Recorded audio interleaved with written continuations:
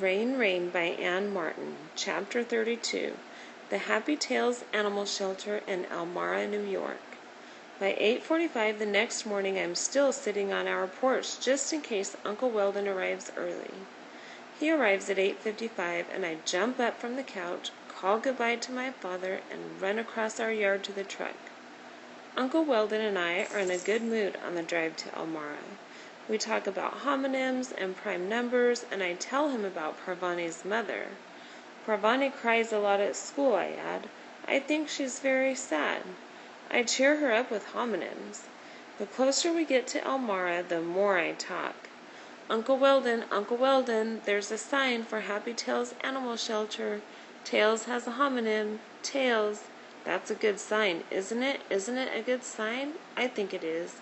I'm sure Rain is the 23-pound blonde dog with the 7 white toes that someone brought in. Both 23 and 7 are prime numbers. Rose, Uncle Weldon interrupts me. Don't get too excited, just in case. Just in case what? Just in case the blonde dog with the white toes isn't Rain after all, okay? Okay, I say, but I'm bouncing up and down in my seat, feeling happy. Uncle Weldon puts on his directional and we turn left and rumble along a dirt road. I see a sign that says Happy Tales just ahead. Soon the road ends in a parking lot by a long, low building. Now I see a bigger sign that says Happy Tales. Under the words are a painting of a dog and a cat curled up together, their tails entwined. Where do we park? Where do we park? I cry. Rose, calm down, says my uncle.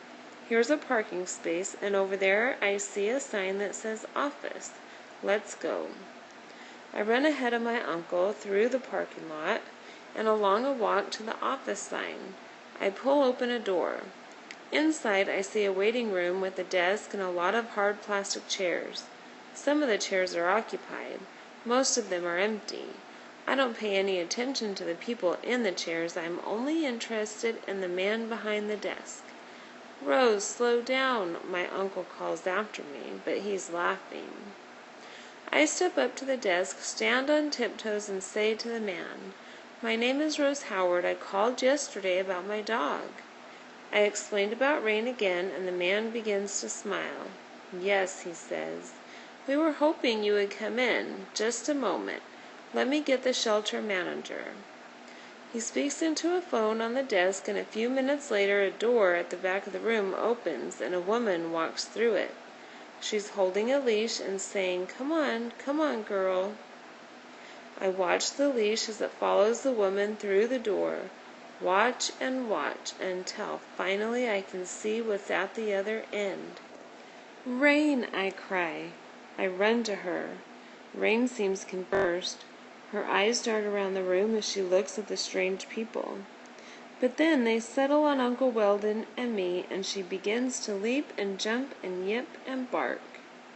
I slide onto my knees and throw my arms around Rain. She wiggles so hard that her entire body vibrates.